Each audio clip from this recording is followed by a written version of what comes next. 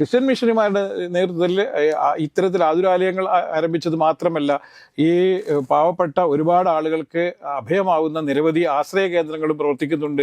അതിൽ പാവപ്പെട്ട ആരോരുമില്ലാത്ത ആളുകൾക്ക് വേണ്ടിയുള്ള അഭയ കേന്ദ്രങ്ങളുണ്ട് എന്നുള്ള കൂടി നമ്മൾ 2036 കേരളത്തിലെ ഭരണം പിടിക്കുക എന്നുള്ളതാണ്, ഭരണത്തിൽ വരിക എന്നുള്ളതാണ് BJPയുടെ ലക്ഷ്യം. അതിന് ആദ്യം ചെയ്യേണ്ടത് മധ്യ കേരളത്തിലുള്ള ക്രിസ്ത്യൻ വിഭാഗത്തെ കൂടെ നിർത്തുക എന്നുള്ളതാണ്. ഇപ്പം കോൺഗ്രസും ചെയ്യുന്ന എന്താണ്, കേരളത്തിലെ ഭരണത്തിലേക്ക് തിരിച്ചു വരണമെങ്കിൽ മധ്യ കേരളത്തിലെ ക്രിസ്ത്യൻ വോട്ടുകൾ കൃത്യമായി അവരുടെ പെട്ടിയിലേക്ക് വന്നെങ്കിൽ മാത്രമേ അവർക്ക് ഭരണത്തിലേക്ക് തിരിച്ചു വരാൻ പറ്റൂ. ഇതൊക്കെ കൃത്യമായി ലക്ഷ്യമിടുന്നത് ഈ മേഖലകളിൽ, പ്രത്യേകിച്ചിട്ടും കോട്ടയം ജില്ലയിലും ഇടുക്കി അതുപോലെ തന്നെ പത്തനംതിട്ട പോലെയുള്ള ജില്ലകളിൽ കൃത്യമായ ഒരു മേൽവിലാസം ഉണ്ടാക്കിയെടുക്കാൻ വേണ്ടിയുള്ള BJPയുടെ ശ്രമമാണെന്നറിയാം. അതുകൊണ്ട് ഇത്തരം വിഷയങ്ങളിൽ ഞങ്ങൾ ക്രിസ്ത്യൻ വിഭാഗത്തിനെതിരില്ലെന്നും പിതാക്കന്മാർക്ക് പിന്തുണ കൊടുക്കുന്നവരാണ് ഞങ്ങൾ എന്ന് വരുത്തി തീർക്കാനുള്ള ശ്രമമാണ് ഇപ്പോൾ ഷോൺ ജോർജ്. ഇത് ഭയത്തിൽ നിന്നുണ്ടായതാണ്, അല്ലെങ്കിൽ ഷോൺ ജോർജിന്റെ രാഷ്ട്രീയ ഭാവി തുലാശിലാവുന്നു എന്ന് കണ്ടപ്പോൾ അദ്ദേഹം ചാടിപ്പുറപ്പെട്ടതാണ് എന്ന് തന്നെ നമ്മളിൽ കാണേണ്ടതുണ്ട്. നമസ്കാരം.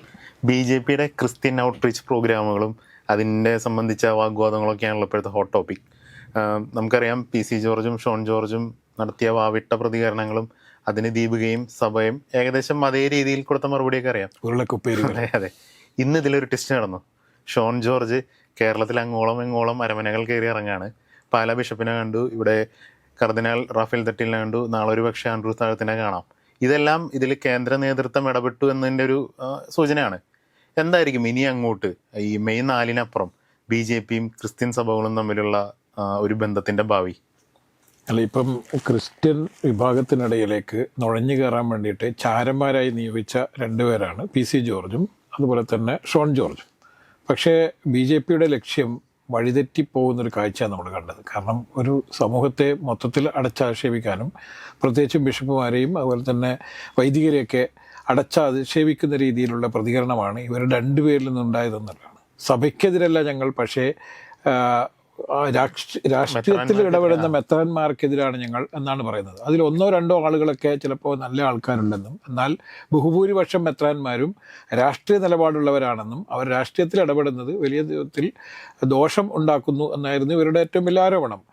ഈ സഭയുടെ പത്രം അല്ലെങ്കിൽ സഭയുടെ മുഖപത്രം എന്നറിയപ്പെടുന്ന ദീപിക, നമുക്കറിയാം നസ്രാണി ദീപിക എന്നറിയപ്പെടുന്ന ദീപിക പിന്നീട് ഒരു പബ്ലിക് ലിമിറ്റഡ് കമ്പനി ആവുകയും അതിന് പല ആളുകളിൽ നിന്ന് നിക്ഷേപമൊക്കെ സ്വീകരിച്ചുകൊണ്ടാണ് ദീപിക ഇന്ന് നിലനിൽക്കുന്നത്. പക്ഷേ ആ പത്രം ചില നിലപാടുകൾ പ്രഖ്യാപിക്കുന്നത് സഭയ്ക്കെതിരാണെന്നും അല്ലെങ്കിൽ ഞങ്ങളടങ്ങുന്ന ഈ അൽമായ സമൂഹത്തിനെതിരാണ് ഇവർ എന്നൊക്കെ ഈ പത്രം എന്നൊക്കെയായിരുന്നു കഴിഞ്ഞ ദിവസം ഷോൺ ജോർജും അതുപോലെ തന്നെ PC ജോർജ്. നമുക്കറിയാം PC ജോർജ് കാലങ്ങളായിട്ട് കേരള രാഷ്ട്രീയത്തിൽ ഇത്തരത്തിൽ വിടുവായുത്തം പറയുകയും ആളുകളെ വെല്ലുവിളിക്കുകയും അസഭ്യം പറയുകയും ആർക്കെതിരെയും എന്തും പറയാനുള്ള ലൈസൻസ് ഉള്ള ഒരു നേതാവാണ് ഞാൻ എന്ന് സ്വയം പ്രഖ്യാപിച്ച ആളാണ് PC ജോർജ്. PC ജോർജിന് ആരോടെങ്കിലും താല്പര്യക്കുറവുണ്ടെങ്കിൽ അല്ലെങ്കിൽ ആരോടും വിദ്വേഷമുണ്ടെങ്കിൽ അവർക്കെതിരെ എല്ലാ തെറികളും ഉപയോഗിക്കുക എന്നുള്ളതാണ് അദ്ദേഹത്തിൻ്റെ ഒരു രീതി. പക്ഷേ മകൻ ഷോൺ ജോർജിന് കുറച്ചും കൂടി വ്യത്യസ്തമായ ചില നിലപാടുകളൊക്കെ ഉണ്ടായിരുന്നതാണ്. പക്ഷേ ഷോൺ ജോർജും ഏതാണ്ട് അതേ പാതയിലൂടെയാണ് ഇപ്പോൾ നീങ്ങുന്നത് എന്നാണ് കഴിഞ്ഞ ദിവസത്തെ പ്രതികരണങ്ങൾ നമ്മൾ കണ്ടത്. ഷോണിനെ സംബന്ധിച്ചിടത്തോളം പാലായിലെ തെരഞ്ഞെടുപ്പ് എന്ന് പറയുന്നത് അദ്ദേഹത്തിന് BJPയിൽ എത്രത്തോളം വരും നാളുകളിൽ എത്രത്തോളം സ്വീകാര്യത ഉണ്ടാവും എന്നതിൻ്റെ ഒരു പരീക്ഷണം കൂടിയാണ് ഈ പാലാ തെരഞ്ഞെടുപ്പ്. ഇപ്പം പൂഞ്ഞാറിലെ PC ജോർജിൻ്റെ മത്സരം പോലെയല്ല ഷോൺ കുറച്ചും കൂടി ഈ BJP രാഷ്ട്രീയത്തിൽ കുറച്ചും കൂടി സ്വീകാര്യത ഉണ്ടാക്കിയെടുക്കുകയും ഭാവി മുന്നിൽ കണ്ട് ചില കേന്ദ്രമന്ത്രി പദം വരെ ലക്ഷ്യമിട്ട് നീങ്ങുന്ന ഒരു യുവ നേതാവാണ്. പക്ഷേ അദ്ദേഹത്തിന് ഈ കഴിഞ്ഞ ദിവസങ്ങളിലുണ്ടായ ഈ ബിഷപ്പുമാർക്കെതിരെയും സഭാ നേതൃത്വത്തിന് മൊത്തത്തിലും വെറുപ്പുണ്ടാക്കുന്ന രീതിയിൽ അല്ലെങ്കിൽ അനിഷ്ടം ഉണ്ടാക്കുന്ന രീതിയിലുള്ള പ്രതികരണം BJPയെ സംബന്ധിച്ചിടത്തോളം വലിയ അസ്വസ്ഥത ഉണ്ടാക്കി എന്നുള്ളതാണ്. ഇപ്പോൾ നമ്മൾ കഴിഞ്ഞൊരു ചർച്ചയിൽ തന്നെ പറഞ്ഞിട്ടുണ്ട്, തീർച്ചയായും PC ജോർജിനെതിരെയും ഷോൺ ജോർജിനെതിരെയും വലിയ രീതിയിലുള്ള പ്രതികരണങ്ങൾ BJPയിൽ തന്നെ ഉയരാൻ ഇടയുണ്ട് എന്നുള്ളതാണ്. അപ്പോൾ പാർട്ടി നിർദ്ദേശപ്രകാരമാണ് ഇന്ന് അദ്ദേഹം അരമനകൾ തോറും കയറി ഇറങ്ങുകയും ബിഷപ്പുമാരെടുത്ത് ക്ഷമാപണം നടത്തുകയൊക്കെ ചെയ്യുന്നത്. അന്നത്തെ ഒരു വൈകാരികമായ തള്ളിച്ചയിൽ ഉണ്ടായ പ്രതികരണമാണെന്നുള്ള രീതിയിലുള്ള അടക്കം പറച്ചിലുകളാണ് ഇപ്പോൾ നടക്കുന്നത് നമ്മൾ കാണണം. പക്ഷേ ഇതിൽ ഉണ്ടായിരിക്കുന്ന ഈ വലിയ അകൽച്ച അത് വളരെ പെട്ടെന്നൊന്നും തുന്നിച്ചേർക്കാൻ പറ്റുന്നതല്ല എന്നത് അവർക്കും വ്യക്തമാണ്, BJP നേതൃത്വത്തിനും വ്യക്തമാണ്.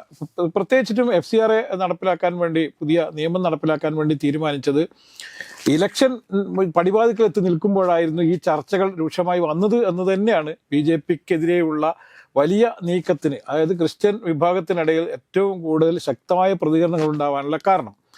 ഇത് ഒട്ടും ഷോൺ ജോർജോ PC ജോർജോ ഒരിക്കലും പ്രതീക്ഷിച്ചതല്ല എന്നുകൂടി നമ്മൾ കാണണം. ഇപ്പം ഇന്ന് ഷോണിൻ്റെ ആയ ചില പ്രതികരണങ്ങൾ വന്നിട്ടുണ്ട്. ഞങ്ങളല്ല, BJP അല്ല ഇത് ആദ്യം FCRA നടപ്പിലാക്കിയെന്നും UPA സർക്കാരിൻ്റെ കാലത്തായിരുന്നു എന്നും കോൺഗ്രസ് ആണ് അതിനുവേണ്ടി മുൻകൈ എടുത്തതെന്നും ഇത്തരത്തിലുള്ള നീക്കങ്ങൾ എന്തുകൊണ്ട് അന്നേ പ്രതികരിച്ചില്ല എന്നുള്ളതൊക്കെയാണ് ചോദ്യം. ഇപ്പം ഷോൺ പറഞ്ഞ മറ്റൊരു കാര്യം, നേരത്തെ വലിയ വിവാദമായൊരു പ്രയോഗമായിരുന്നു ലവ് ജിഹാദും നർക്കോട്ടിക് ജിഹാദും. ഇപ്പം പാലാ ബിഷപ്പിനെതിരെ വലിയ രീതിയിൽ പ്രതികരണങ്ങൾ ഉണ്ടായിരുന്നു. വലിയ DYFI പോലുള്ള സംഘടനകളൊക്കെ പാലാ ബിഷപ്പ് ഹൗസിലേക്ക് മാർച്ചൊക്കെ നടത്തിയ സംഭവമൊക്കെ നമുക്ക് ഓർക്കാം. ഈ സമയത്ത് ഇദ്ദേഹം ഇപ്പം ഷോണിൻ്റെ ഭാഷയിൽ പറഞ്ഞാൽ LDF UDF രണ്ട് പക്ഷവും അതിശക്തമായി പാലാ ബിഷപ്പിനെതിരെ ശക്തമായ നിലപാട് സ്വീകരിച്ചപ്പോൾ അദ്ദേഹത്തിന് അനുകൂലമായ നിലപാട് സ്വീകരിച്ച രാഷ്ട്രീയ നേതാവാണ് PC ജോർജ് എന്നുള്ളതാണ്. അതുകൊണ്ട് ഈ ഒരു ആപത്ഘട്ടത്തിൽ ഞങ്ങൾ മാത്രമേ ഉണ്ടായിരുന്നുള്ളൂ എന്ന് ഓർക്കണം ബിഷപ്പ് എന്നുള്ളതാണ്. പിന്നെ അദ്ദേഹം പറയുന്നത്, ഞാൻ ഈ BJPയുടെ സ്ഥാനാർത്ഥിയായി പാലായിൽ മത്സരിക്കാൻ തീരുമാനിച്ചപ്പോൾ ആദ്യം അനുമതി തേടിയത് പാലാ ബിഷപ്പിനോടാണെന്നും തൻ്റെ പിതാവിനേക്കാളേറെ ഞാൻ ബഹുമാനിക്കുകയും ആദരിക്കുകയും ചെയ്യുന്ന വ്യക്തിത്വമാണ് പാലാ ബിഷപ്പ് എന്നുള്ളത് കൊണ്ട് ഞാൻ പാലാ ബിഷപ്പിനെതിരല്ല, ബിഷപ്പിൻ്റെ പൂർണ്ണമായ സമ്മതത്തോടെയും ആശീർവാദത്തോടു കൂടിയാണ് ഞാൻ സ്ഥാനാർത്ഥിയായത് എന്നുള്ളതാണ്. പിന്നെ അദ്ദേഹം പറഞ്ഞ ഈ നർക്കോട്ടിക് വിവാദവുമായി ബന്ധപ്പെട്ട് കേരള കോൺഗ്രസ് എമ്മും അതുപോലെ തന്നെ കോൺഗ്രസും ഒക്കെ അടങ്ങുന്ന ഈ രണ്ട് മുന്നണിയിലുമുള്ള ഈ ക്രിസ്ത്യൻ വിഭാഗത്തിൽപ്പെട്ട ആളുകൾ പാലാ ബിഷപ്പിനെതിരെ നീങ്ങിയപ്പോൾ ഞങ്ങൾ മാത്രമേ ഉണ്ടായിരുന്നുള്ളൂ എന്ന് അദ്ദേഹം വീണ്ടും ആവർത്തിച്ച് പറയുന്നത് ഈ തരത്തിലുള്ള വിവാദങ്ങളിലൂടെ ഞങ്ങളെ അകറ്റി നിർത്തരുത് എന്നുള്ളൊരു സന്ദേശമാണ്. കാരണം അദ്ദേഹത്തിന് അറിയാം, ഈ പിതാക്കന്മാരും അതുപോലെ തന്നെ സഭാ നേതൃത്വം ഒക്കെ തീർത്തും ഒറ്റക്കെട്ടായി PC ജോർജിനെയും അതുപോലെ തന്നെ ഷോൺ ജോർജിനെയും BJP ആകമാനം എതിരിടാൻ വേണ്ടി തയ്യാറെടുപ്പുകൾ നടത്തിയിരിക്കുന്നു എന്നുള്ളത് വ്യക്തമായി.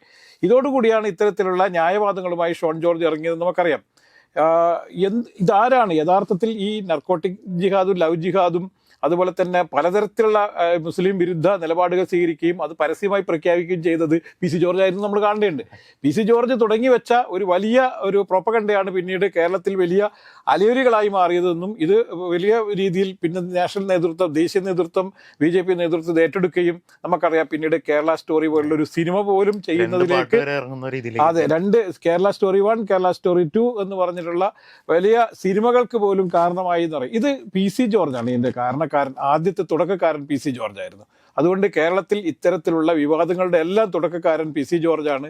പക്ഷേ ഇപ്പോൾ അവർക്ക് മനസ്സിലായി, BJPക്ക് മനസ്സിലായി, PC ജോർജ് സ്റ്റൈലിൽ ഒരിക്കലും അതായത് മധ്യ കേരളത്തിലെ ക്രിസ്ത്യൻ വിഭാഗത്തിനിടയിൽ നുഴഞ്ഞു കയറാൻ പറ്റില്ല എന്ന് വ്യക്തമായപ്പോഴാണ് ഈ ക്ഷമാപണത്തിന് വേണ്ടിയിട്ട് ഇപ്പോൾ വളരെ പെട്ടെന്ന് തന്നെ BJP ഷോൺ ജോർജിനോട് ഇത് പ്രശ്നം പരിഹരിക്കാൻ വേണ്ടി ആവശ്യപ്പെട്ടത്. പക്ഷേ നേരത്തെ ചോദിച്ചതുപോലെ ഈ തെരഞ്ഞെടുപ്പ് റിസൾട്ട് വന്നതിന് ശേഷം എന്തായിരിക്കും ഇവരുടെ ഭാവി എന്ന് വെച്ചാൽ, ക്രിസ്ത്യൻ വിഭാഗത്തിനിടയിൽ വലിയ വേരുണ്ടാക്കിയെടുക്കാൻ വേണ്ടി ഇറങ്ങിപ്പുറപ്പെട്ടവർ വലിയ രീതിയിൽ നിരാശരാകും എന്നുള്ളത് തന്നെയാണ് നമ്മൾ ഇതിൽ കാണേണ്ടത്. കാരണം FCRA വലിയ അപകടകാരിയായ ഒരു നിയമമാണ് എന്നുള്ളത് വളരെ വ്യക്തമായി. ഇപ്പം കേരള നേതാക്കന്മാരിടപെട്ട് ഇലക്ഷൻ സമയത്ത് ഈ ബില്ല് അവതരിപ്പിക്കുന്നത് മാറ്റിവെച്ചെങ്കിൽ പോലും റിജ്ജു വളരെ കൃത്യമായി, കേന്ദ്രമന്ത്രി റിജ്ജു വളരെ കൃത്യമായി പറഞ്ഞിട്ടുണ്ട് ഈ നിയമം നമ്മൾ നടപ്പിലാക്കിയിരിക്കും എന്നും മതപരിവർത്തനത്തിനെതിരെയുള്ള ശക്തമായ കേന്ദ്ര സർക്കാരിൻ്റെ നിലപാടുകളുമായി മുന്നോട്ട് പോകും എന്ന് തന്നെയാണ്. അപ്പം ഇന്നിപ്പം ഷോൺ ജോർജ് പറഞ്ഞത് എന്താണ്, മണിപ്പൂർ കലാപത്തിന് വേണ്ടിയിട്ട് ഒരു അമേരിക്കൻ പൗരൻ വലിയ രീതിയിൽ ഫണ്ട് ഇറക്കി എന്നുള്ളതാണ്. അപ്പോൾ പിന്നീട് അദ്ദേഹം അറസ്റ്റിലാവുകയെന്നും ഇദ്ദേഹത്തിലൂടെയാണ് FCRA നിയമം കുറച്ചുകൂടി ശക്തമാക്കണം എന്നത് കേന്ദ്ര സർക്കാരിന് ബോധ്യപ്പെട്ടത് എന്ന അടിസ്ഥാനത്തിലാണ് ഈ നിയമം നടപ്പിലാക്കുന്നതെന്നും അത് ക്രിസ്ത്യൻ വിഭാഗത്തെ മാത്രം ലക്ഷ്യമിട്ടതല്ല എന്നുള്ളതാണ്. പക്ഷേ നമുക്കൊരു വളരെ കൃത്യമായ ഒരു ബോധ്യമുണ്ട്, കേരളത്തിലെ ക്രിസ്ത്യൻ വിഭാഗത്തിനിടയിലാണ് ഏറ്റവും കൂടുതൽ ഈ വിദേശ ഫണ്ട് സ്വീകരിക്കുന്ന നിരവധി സ്ഥാപനങ്ങളുള്ളത്. ഇത്തരം സ്ഥാപനങ്ങളെ കൂടി പിന്നീട് കേന്ദ്ര സർക്കാർ ലക്ഷ്യമിടുന്നുണ്ട് എന്ന് തന്നെയാണ് വ്യക്തമാണ്. പല സ്ഥാപനങ്ങളും ആതുര സേവന രംഗത്ത് പ്രവർത്തിക്കുന്നത്, തീർച്ചയായും ആതുര സേവന രംഗത്ത് പ്രവർത്തിക്കുന്നുണ്ട്, അതുപോലെ തന്നെ വിദ്യാഭ്യാസ രംഗത്ത് പ്രവർത്തിക്കുന്നുണ്ട്. നമുക്ക് ഇപ്പോൾ കേരളം ഏറ്റവും വലിയ സംസ്ഥാനമായി നിൽക്കുന്നത് സാക്ഷരത കാര്യത്തിലാണ്. വിദ്യാഭ്യാസ നിലവാരത്തിൽ നമ്മൾ ഏറ്റവും മുന്നിലാണ് എന്ന് പറയുന്നതിൻ്റെ ഇതിൻ്റെ ഒരു അടിത്തട്ട് എന്ന് പറയുന്നത്, അല്ലെങ്കിൽ ഇതിൻ്റെ ആധാരം എന്ന് പറയുന്നത് ക്രിസ്ത്യൻ പുരോഹിതർ നടത്തിയ ഈ വിദ്യാലയങ്ങൾ സ്ഥാപിക്കുകയും വലിയ വലിയ കുതിച്ചുചാട്ടം വിദ്യാഭ്യാസ രംഗത്ത് അതിലൂടെ വലിയ കുതിച്ചുചാട്ടം ഉണ്ടാക്കി. പള്ളി മാത്രമല്ല, പള്ളിക്കൂടവും സ്ഥാപിച്ചുകൊണ്ടാണ് ക്രിസ്ത്യൻ മിഷണറിമാർ ഇവിടെ പ്രവർത്തിച്ചത് എന്നുള്ളത് കൊണ്ട് തന്നെ ഈ സേവനങ്ങളെയൊന്നും ആർക്കും തള്ളിപ്പറയാൻ പറ്റില്ല. കേരളം ഇന്ന് കൈവരിച്ച പുരോഗതിക്കെല്ലാം അടിസ്ഥാന കാരണം എന്ന് പറഞ്ഞ വിദ്യാഭ്യാസ രംഗത്തുണ്ടായ പുരോഗതിയാണ്. അതുപോലെ തന്നെ ആതുരാരോഗ്യ രംഗത്തുണ്ടായ പുരോഗതിയാണ്. നിരവധി ആശുപത്രികൾ ഈ മിഷണറിമാർ സ്ഥാപിച്ചിട്ടുണ്ട്. ഇപ്പോഴും നിരവധി ആശുപത്രികൾ അവർ കൊണ്ടു നടക്കുന്നുണ്ട്. അപ്പോൾ അത് സൗജന്യമായിട്ടല്ലെങ്കിൽ പോലും സാധാരണക്കാർക്ക് കൂടി ചികിത്സ ലഭ്യമാക്കുന്ന രീതികൾ അവിടെ ഉണ്ടാക്കിയെടുത്തു എന്നുള്ളത് തന്നെയാണ് ഇവിടെയുള്ള സാധാരണക്കാർക്ക് ആധുനിക ചികിത്സയൊക്കെ ലഭ്യമായത്. സർക്കാർ ആശുപത്രികളൊക്കെ പിന്നീടാണ് ഏറ്റവും ശക്തിപ്പെടുകയൊക്കെ ചെയ്തത്. പക്ഷേ ക്രിസ്ത്യൻ മിഷണറിമാരുടെ നേതൃത്വത്തിൽ ഇത്തരത്തിൽ ആതുരാലയങ്ങൾ ആരംഭിച്ചത് മാത്രമല്ല, ഈ പാവപ്പെട്ട ഒരുപാട് ആളുകൾക്ക് അഭയമാവുന്ന നിരവധി ആശ്രയ കേന്ദ്രങ്ങളും പ്രവർത്തിക്കുന്നുണ്ട്. അതിൽ പാവപ്പെട്ട ആരോരുമില്ലാത്ത ആളുകൾക്ക് വേണ്ടിയുള്ള അഭയകേന്ദ്രങ്ങളുണ്ട് എന്നുള്ളത് കൂടി നമ്മളാണ്. പാവപ്പെട്ട കുട്ടികൾ, അനാഥരായ കുട്ടികളെ സംരക്ഷിക്കുന്ന നിരവധി സ്ഥാപനങ്ങളുണ്ട്. മാനസിക നില തെറ്റിയ ഒരുപാട് ആളുകളെ പാർപ്പിക്കുന്ന നിലയുണ്ട്. നിരാലംബരായ അമ്മമാരെ പാർപ്പിക്കുന്ന ഒരുപാട് സ്ഥാപനങ്ങൾ പ്രവർത്തിക്കുന്നുണ്ട്. ഇതെല്ലാം തീർച്ചയായും പുറത്തു നിന്നുള്ള പലരുടെയും കാരുണ്യത്താൽ പ്രവർത്തിക്കുന്നതാണ്. ഇത്തരം ഫണ്ടുകളെ നിയന്ത്രിക്കാനുള്ള കേന്ദ്ര സർക്കാരിൻ്റെ നീക്കം ക്രിസ്ത്യൻ വിഭാഗം ഒന്നടങ്കം എതിർക്കുന്നു എന്നുള്ളത് തന്നെയാണ്. ഇപ്പോൾ ഇവർ ചോദിച്ചൊരു ചോദ്യമുണ്ട്, ഈ വഖഫ് നിയമ ഭേദഗതി ഏറ്റവും കൂടുതൽ ക്രിസ്ത്യൻ വിഭാഗത്തോടൊപ്പം നിൽക്കണം എന്ന് പല എം പിമാരോട് ആവശ്യപ്പെട്ടെങ്കിൽ പോലും അവരാരും ആ നിയമത്തിന് വേണ്ടി അതിനെ എതിർക്കാനായി നിന്നില്ല. മുസ്ലിം വിഭാഗത്തിനൊപ്പമാണ് പല എം പിമാരും നിലകൊണ്ടത്.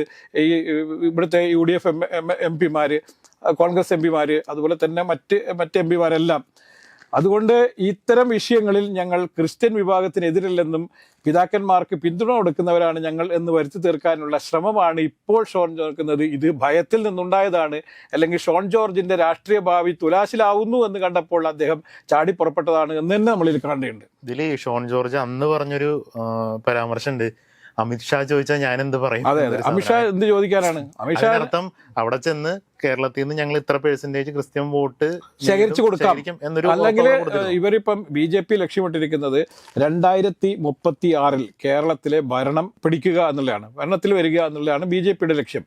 അതിന് ആദ്യം ചെയ്യേണ്ടത് മധ്യ കേരളത്തിലുള്ള ക്രിസ്ത്യൻ വിഭാഗത്തെ കൂടെ നിർത്തുക എന്നുള്ളതാണ്. ഇപ്പം കോൺഗ്രസും ചെയ്യുന്ന എന്താണ്, ഈ കേരളത്തിലെ ഭരണത്തിലേക്ക് തിരിച്ചു വരണമെങ്കിൽ മധ്യ കേരളത്തിലെ ക്രിസ്ത്യൻ വോട്ടുകൾ കൃത്യമായി അവരുടെ പെട്ടിയിലേക്ക് വന്നെങ്കിൽ മാത്രമേ അവർക്ക് ഭരണത്തിലേക്ക് തിരിച്ചു വരാൻ പറ്റൂ. അതുകൊണ്ടൊക്കെയാണ് ഒരു ക്രിസ്ത്യൻ വിഭാഗക്കാരനായ ഒരാളെ KPCC അധ്യക്ഷനാക്കിയതും സ്ഥാനാർത്ഥി നിർണയത്തിലൊക്കെ വലിയ സൂക്ഷ്മത പുലർത്തണം എന്നൊക്കെ ഈ ഉള്ള നിർദ്ദേശങ്ങൾ, സുനിൽ കനകോലുവിൻ്റെ നിർദ്ദേശങ്ങളൊക്കെ പാലിക്കപ്പെടുന്നത്.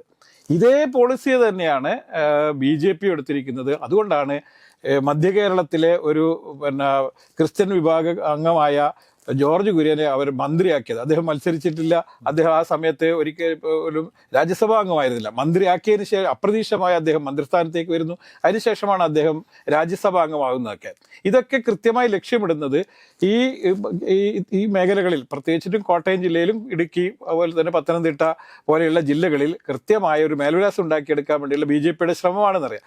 ഈ ശ്രമത്തിന്റെ ഭാഗമായാണ് PC ജോർജിനെയും ഷോൺ ജോർജിനെയും അതുപോലെ തന്നെ തിരുവല്ലയിൽ അനൂപ് ആന്റണിയൊക്കെ സ്ഥാനാർത്ഥിയാക്കിയത്. പക്ഷേ ഈ നീക്കം ഒരുപക്ഷെ പാളി എന്ന് തന്നെ പറയാം. അതുകൊണ്ട് ഷോൺ ജോർജും അതുപോലെ തന്നെ PC ജോർജും BJPക്ക് വലിയ ബാധ്യതയായി മാറിയിരിക്കുന്നു എന്നുള്ളത് തന്നെയാണ് നമ്മൾ ഈ നീക്കത്തിലൂടെ നമ്മൾ മനസ്സിലാക്കേണ്ടത്.